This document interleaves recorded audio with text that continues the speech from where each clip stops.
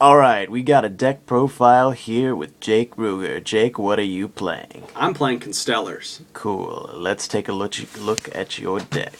Alright. Starting off with main deck monsters. Triple Kaus, because Kaus is your guy. He gets you into a lot of your big plays with Pleiades, Omega, certain plays that are just really good. Level modulation, twice per turn. A little broken. Let's go triple Sombre. I like triple Sombre. Some people like 2, some people like 3. I like 3 because, you know, it's more consistent and you can get a Constellar back, good recycle, good recover, more consistent Pleiades yet again. Now getting into the speed here, you like 3 Pollux because he is just, additional normal summon once per turn, Valor him. I'm still going to normal summon. That's all good, and that's why I like him.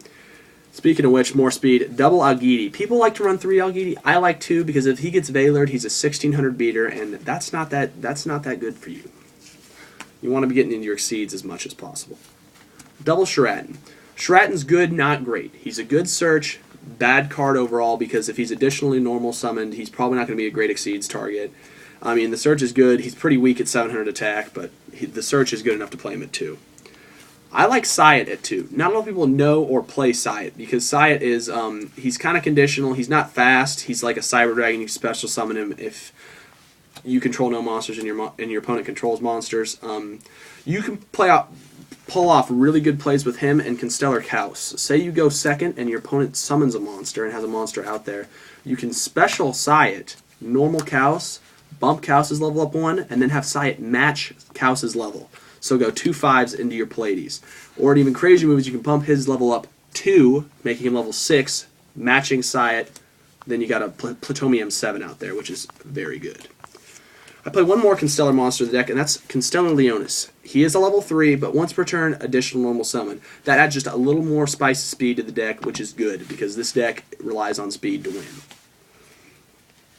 For the non-Constellar monsters, I play one, Maxx C. Maxx C is really good in this format because Drags is good, and it puts Drags in dilemma. Should I keep special summoning and giving him +3, +4, or should I slow down, which obviously gives me an advantage because they won't have as many dudes out. Let's go Honest, because Honest has to be played in every light deck because it's too broken. I play one Effect Veiler because I have potent effect protection in the deck. I like Effect Veiler, good hand trap. I only play one because I have good effect protection in the deck. Thunder King Rai-Oh, great stun card in this deck. It's a great first turn, and the tribute effect is also very good against many decks. Alright, so moving into the spells. One Dark Hole, because monsters are a thing in Yu-Gi-Oh! And monsters need to be destroyed. I play 2 MSTs, not 3, because I think I have potent enough spell and trap protection in the deck to the point where I don't have to play 3, but I do side 3 if they side hard with like Rivalry or Light Imprisoning Me. I go 1 Forbidden Dress. Forbidden Dress is really good. I like playing it. It's that lose 600 cheap trap. Also very good at protecting your monsters against effects and destruction, obviously. Double Lance. I like Lance. Like I said, I run good spell and trap card protection. Forbidden Lance, very potent. Yeah, and it doubles as a cheap trap too. That cheap Lance trap where you can have your opponent lose 800 attack. Double Tenki on the search. It's a continuous spell, so you can bounce it back with Pleiades, which is a really, really fun thing to do.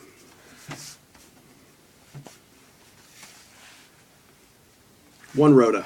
Rhoda's really good in the deck because you can grab a Pollux and get Speedier Exceeds plays out. Card I just started playing 3 of. Triple Constellar Star Chart. If you open one of these and you can get into a Constellar Exceed, you're going to +1. If you can open 2, you're probably going to win because you're plussing 2 probably every turn, and that's a little bit too much to handle for most decks. Constellar Star Cradle. This card I play 1 of because it's not amazing, but it does good things. You can grab 2 from your graveyard, and then you can summon them both, make an Exceed with the condition is you cannot battle that turn. Alright, so moving into the traps. Play 1 Solemn Warning, because Solemn Warning is really good in this format, and negating special summons is very good. Bottomless Trap Hole, because banishing is, well, it's just Bottomless Trap Hole. There's no real explanation needed. Torrential Tribute, like Torrential Tribute, because it's, you know, it can really blow up plays, and you can make plays with it with Omega. Like, you can play Torrential and still protect your monsters, so it's kind of like a cheap Raigeki. Same thing with Darkhold, too. You can do that with Darkhold. I play 1 Mirror Force because I think Destruction is not as good in this format as Banishing. 1 T-Roar because I like it because it really sometimes it'll stun the opponent. It'll make them, like, most players play to think that they can actually, like, negate like a D Prism or Mirror Force, but then if you T-Roar, it's a player effect. They can't really get around that too easily. And then if they MST it, it's you can just play it and then they can't attack that turn. Call the Haunted. I like Call the Haunted in this deck because yet again that Pleiades play where you can call a Haunted monster back, exceed with that monster. This card remains on the field as just a dead card. And the next thing you know, Pleiades comes out, you bounce it back, and you're keeping on going. Speaking of which, same thing with Fiendish Chain. If you Fiendish Chain a card a turn, say yet again the Pleiades play, you can bounce it back and then get another Fiendish Chain. It's really good. All right, rounding out the traps, I play 1 Compulse because it's good against Exceeds and most mon. It's just a really good card. You gotta play 1. Dimensional Prism, really good card. Banishing is far better than destroying in this format, so that's why I play that. All right, moving into the extra deck. I play 1 M7 because it's M7. You gotta play 1. It's limited, so you just play 1.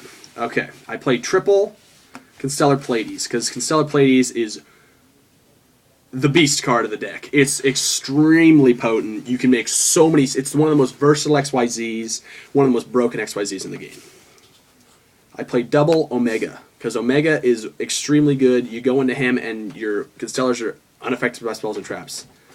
It's stupid. Just lance your entire field, basically. It's like, okay, well, that's not much you can do about that. I play Constellar Praesepe.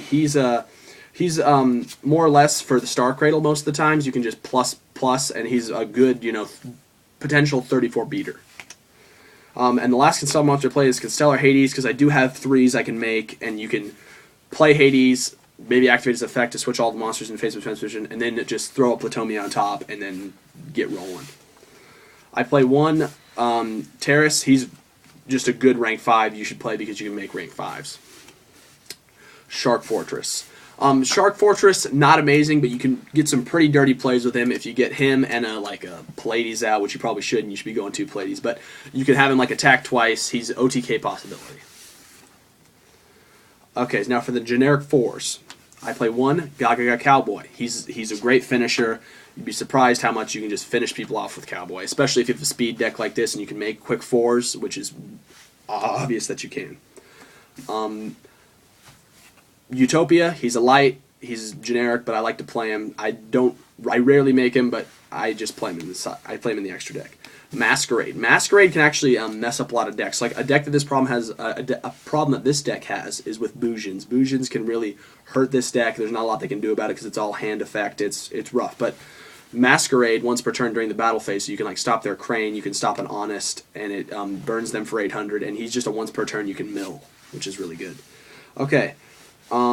And Starleige Paladynamo, because Starleige is one of the most broken 2/4s, just detach 2, negates a monster's effect and make them 0 attack. Really good. Wind-Up Zenmaines, I like him because I do play a spice of 3 in there. I like him for he's a great defensive card and just really good. Alright, so here's some cards I like to side in this format with this deck.